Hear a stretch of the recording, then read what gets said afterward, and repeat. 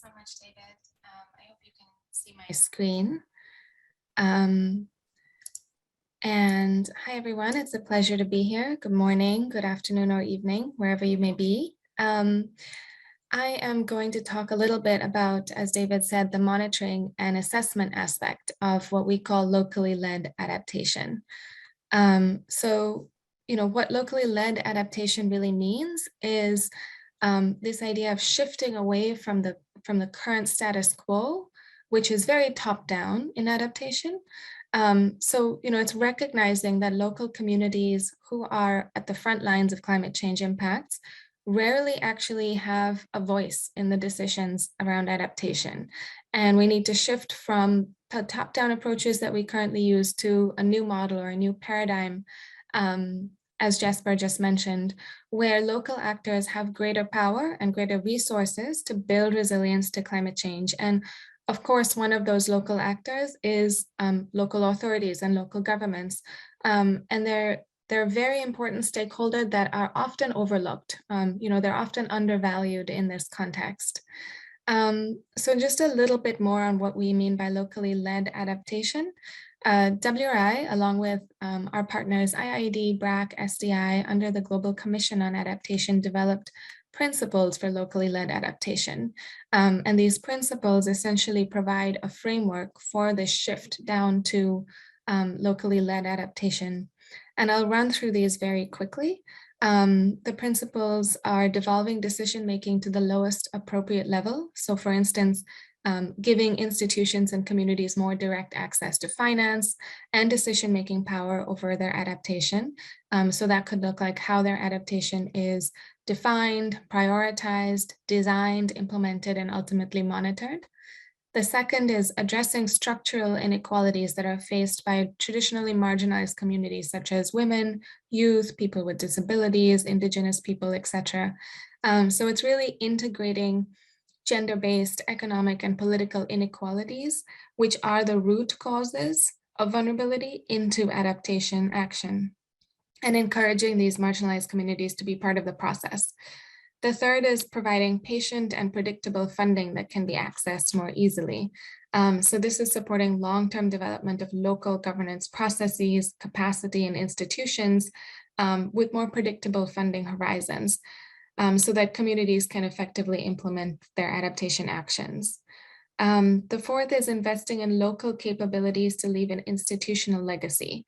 So this is more about really making sure that local institutions can understand climate risks and uncertainties and generate their own solutions, and doing all of this without being excessively dependent on project-based donor funding. 5 is building a robust understanding of climate risk and uncertainty. And doing this means not only understanding the climate scenarios that we have access to from climate science, but also using traditional and indigenous knowledge about climate change and adaptation. The next is flexible programming and learning. So this is where adaptive management comes in to kind of manage the inherent uncertainty in adaptation. And this is especially important for having robust monitoring and learning systems. 7 is transparency and accountability, where we're trying to make the process of designing and financing and delivering adaptation programming more transparent and especially more accountable downward to local stakeholders, not only upwards to donors. And lastly, collaborative action and investment. I mean, there's a lot of finance that can be used that streams in from the humanitarian sector, from disaster risk reduction, from green recovery funds. And there's really an opportunity to align all of these better and support each other and avoid duplication at the local level. So I talked through this to give you a framework on what locally led adaptation really could look like. And I think it also is very clear how the locale mechanism supports multiple of these principles. And as of now, these principles have been endorsed by over 70 organizations, and locale is one of them. The question then becomes, how do you really monitor or assess the impact of financing that supports locally led adaptation, like Jesper was saying. And with Local, we have an example of this in practice. So back in 2016, before locally led adaptation was as mainstreamed as it is now, UNCDF contacted WRI to create a monitoring, evaluation, and learning framework for the Local mechanism, which is the ACAF that Jesper mentioned. And what this framework is both a guidance document as well as an Excel data tracker for the local country offices to use. And this was developed over the course of 4 years in collaboration with UNCDF, which shows the commitment that they had to make sure that Local was really investing in this monitoring, evaluation, and learning system. The ACAF was developed as a series of building blocks to complement the existing Local mechanism. And I'll go into that in the next slide. It was pilot tested in 3 countries, Bhutan, Cambodia, and Lesotho, and is currently being rolled out across Local partner countries. So on the left here, you'll see this diagram, which has 2 concentric colorful circles. In the middle is the Local steps, and the outer circle is the ACAF building blocks. So what's important to note here, I'll run through this, but this will be more technical. The main takeaway that's important is that the monitoring, evaluation, and learning system for this locally led fund starts right from step 1. Very often monitoring systems come in partway or at the end and it's too late. The data hasn't been collected, and more importantly, the capacity of local stakeholders hasn't been developed across the entire process. Whereas the ACAF actually does that from step 1. So as the Local mechanism is implemented, so are the ACAF building blocks. So the first is this orange slice of the pie. And the first Local step is conducting or reviewing an existing climate risk assessment. So here the ACAF building block is quite simple. It's just making sure that the climate risk assessments, it's guidance to make sure the climate risk assessments build local capacity and create a shared vision of what the primary climate risks are in a given area. And so the ACAF guidance provides essentially ensures that the risk assessment methodologies are sound and can be applied in the rest of the process. Moving down to the light blue part of the pie, the second step is integrating adaptation into local development plans and budgets through the investment menu that Jesper mentioned. And here there are 2 building blocks. The first is actually having a climate risk informed investment menu. So the investment menu is essentially the indicative list of the types of activities eligible for financing through the performance-based climate resilience grants. And the ACAF poses questions to ensure the investment menu actually focuses on interventions that can be justified from an adaptation perspective. While financing development is critical, these are supposed to be climate resilience grants. So making sure that that menu reflects adaptation options. And the second here is the creation of something called adaptation priority statements, but they're local authority adaptation priority statements. So the local authorities are expected to identify a handful of priorities that are based on the climate risk assessments in step 1 and integrate them into local development or adaptation plans. And these will be a touchstone for the interventions that are chosen to be financed by the grants.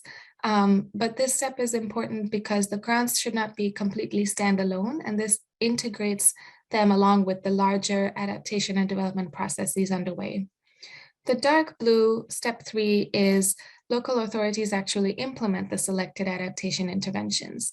And here we have 3 building blocks. The first is that the intervention adaptation rationale. So the interventions need to demonstrably link to adaptation priorities that were identified in the previous step. And so the ACAF provides guidance and a template for a simple adaptation rationale to explain exactly how the activities that have been chosen do link with those priorities. The other 2 building blocks are fairly standard practices of having primary output indicators and intervention-specific outcome indicators. The light green wedge of the pie is appraising the performance of local authorities' operations, and the building block here is having adaptation-specific performance measures. So at the foundation of the local existing methodology is the annual performance assessment, which is composed of a series of benchmarks, also known as performance measures, to measure progress. And so this part focuses on those adaptation performance measures. And instead of providing additional or new performance measures, which can be quite cumbersome to collect data for, instead, the ECAF builds from an existing database of all of the global performance measures used in locale and proposes categories.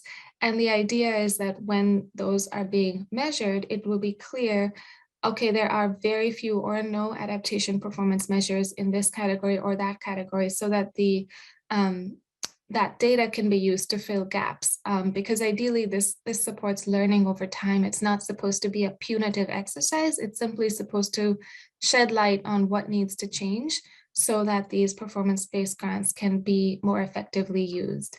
And finally, the dark green is using the results to actually inform the allocations for the subsequent year. So the suggestion of the ECAF is that at least 50% of the total number of performance measures be adaptation specific. And again, if they are not, there is, it's an indication that perhaps the adaptation component needs to be strengthened to make sure that the grants are being used for building climate resilience. So my last slide is kind of zooming out a little bit away from just the locale mechanism to doing a MEL differently to support locally led adaptation. And for WRI, the experience of developing the ECAF was instrumental in helping us think through what this could look like.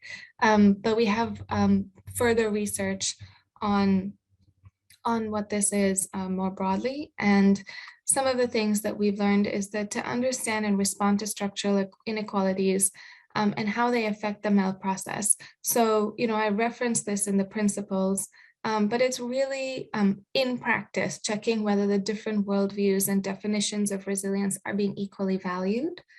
Another good practice could be embracing the design of MEL systems that give equal or greater priority to downward accountability.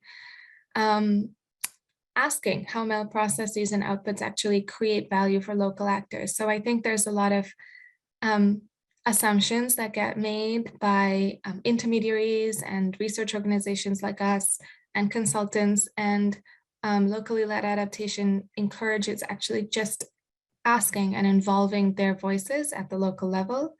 Creating locally appropriate and context-specific indicator frameworks and metrics, supporting developing MEL systems to support adaptive management, experimentation, and especially learning from failure. And lastly, ensuring that learning is actually applied and documented and shared horizontally at the local level. So with local authorities and other local stakeholders, as well as vertically, of course, to link up with national and international levels. But really prioritizing the knowledge needs and gaps of local actors as a primary audience group is just a good kind of North Star when doing MEL for LLA.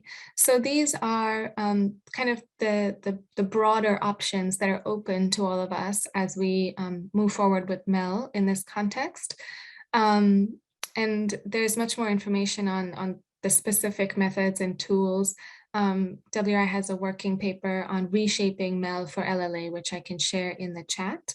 But I'll wrap up here, David, and thank you so much for the time to talk through this.